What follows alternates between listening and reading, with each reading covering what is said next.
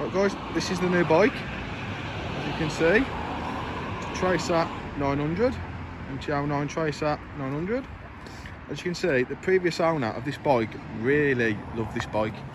Look, I'm sure he was sponsored by R&G, because it is R&G'd up. You know, 1, 2, 3, they're my rear bobbins there, so that doesn't count.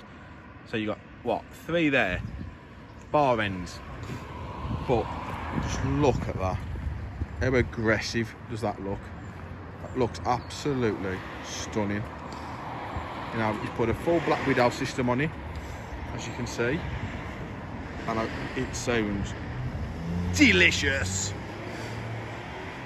So now just stick around guys, stay tuned, and you'll find out what I actually think of the bike. Obviously I've took, as you can see, all the scaffolding at the back, that's all come off. So, what now? Would you all like a little sound bomb? Go on. I heard you say yeah. Here's my lovely assistant.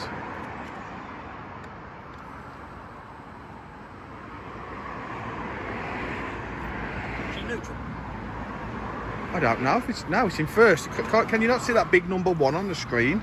Dumbass. Nice smooth. Ready?